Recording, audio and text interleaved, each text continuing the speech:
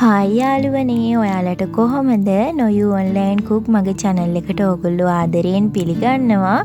ඉතින් මම අද ඔයගොල්ලොත් එක්ක ෂෙයා කරගන්න හදන්නේ වෙසක් දවස අපි කොහොමද ගත කරේ කියලා. ඉතින් ඔන්න අපි ලෑස්ති වෙලා ඉන්නේ මේ දන්සල් වඳින්න යන්න. ඉතින් අද පවුලේ ගොඩක් කට්ටිය ඉන්නවා. ඉතින් ඔන්න අපි දන්සල් වඳින්න යන්න එළියට බැස්සා. ඉතින් අපි බලමු අපිට මොන දන්සලක් ඉස්සෙල්ලාම හම්බෙයිද කියලා. ඉතින් ඕගොල්ලෝ යටින් කමෙන්ට් එකක් දාගෙන යන්නකෝ ඕගොල්ලෝ දන්සල් කීයක් වැන්දද ඒ මොනවද කියලා. ඔන්න දැන් ඉස්සරහ දන්සලක් තියෙනවා. අපිට ඉස්සෙල්ලාම හම්බුනේ අයිස්ක්‍රීම් දන්සලක්. ඉතින් මේ පාර අයිස්ක්‍රීම් දන්සල් නම් ගොඩාක් තිබුණා. ඉතින් ඔන්න අපි අයිස්ක්‍රීම් එකත් කෑවා. අපි දවල් වරුවේ නම් එහෙම ලොකුවට කොහෙවත් දුර ඇවිදින්න ගියේ නැහැ. අපි අපේ ගෙවල් පැත්තෙම තමයි ඇවිදින්න ගියේ. ඔන්න ඉතින් ඊගාවට අපිට රසම රස සවුදන්සලක් හම්බුණා. අපි ඒකත් බීලා ඊගාවට අපිට සුප් දන්සලක් හම්බුණා. ඒ සුප් දන්සලත් මාරම රසයි. ඔන්න ඉතින් අපිට ඊළඟට බත් දන්සලක් හම්බ වුණා. ඒ බත් දන්සලත් මාරම රසයි. ඉතින් අපි ඒකෙන් කෑවා. ඊට පස්සේ අපි ගෙදර ආවා. 1 hour later.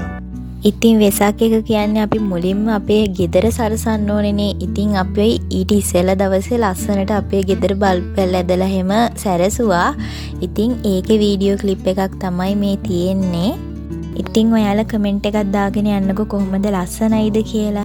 ඊට පස්සේ ඉතින් රැයට වෙසක් බලන්න යන්න තමයි අපි ලෑස්ති වුණේ. ඉතින් අක්කගේ බබාලා දෙන්නත් හිටියා. ඒ දෙන්නවත් අරගෙනම අපි වෙසක් බලන්න යන්න ලෑස්ති වුණා. ඒ අතරමඟදී ඔන්න අපිට සීනි සම්බල් පාන් දන්සලකුත් හම්බ වුණා. ඒකත් ඉතින් ඔන්න රස කර කර කෑවා.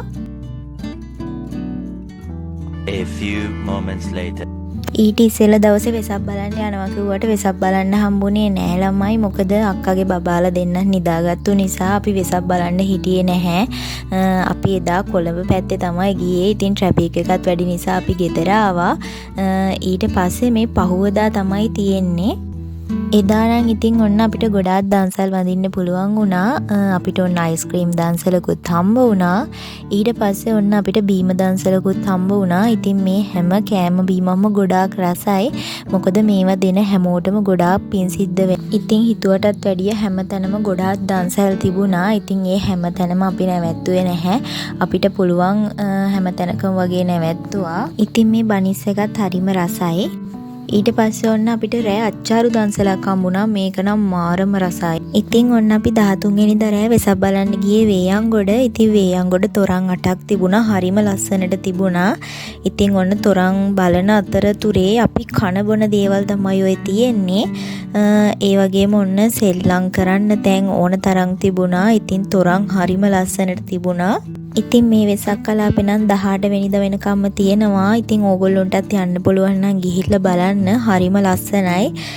ඒ තොරන් අටත් හරිම ලස්සනයි. ඒ වගේම මේ කූඩුත් තිබුණා. ඉතින් මේ පාර වෙසක් එකට ඕගොල්ලෝ කොහෙද ගියේ කියලාත් යටින් කමෙන්ට් එකක් දාගෙනම යන්න.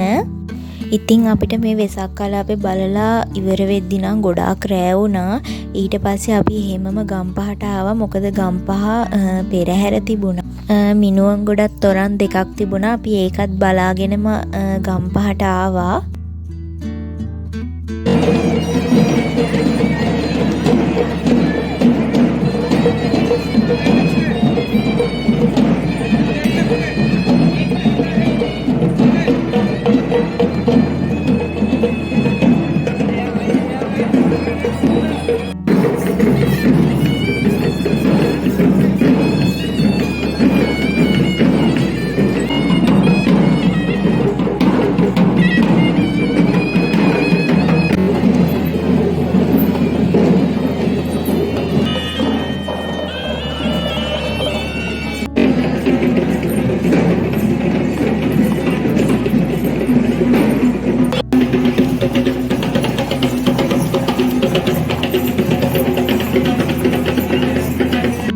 මේ පෙරහැර හරීම ලස්සනට තිබුණා ළමයි. ඒ වුණාට අපිට සම්පූර්ණයෙන්ම බලලා ඉවර කරගන්න බැරි වුණා. මොකද අපි අන්තිම ටිකේ ආව නිසා එකපාරටම වැස්සා. ඉතින් ඊට පස්සේ පෙරහැරම විසිරුණා. ඉතින් ඔන්න ඔහොම තමයි මගේ වෙසක් දවස් ගත වුණේ. ඉතින් මේ vlog එක හොඳයි නම් like කරලා share කරන්න. ඒ වගේම මේ වගේ ලස්සන vlog බලන්න මාව subscribe කරලා තියාගන්න. ඉතින් අදට ගිහිල්ලා එන්නම්. ආදරෙයි හැමෝටම.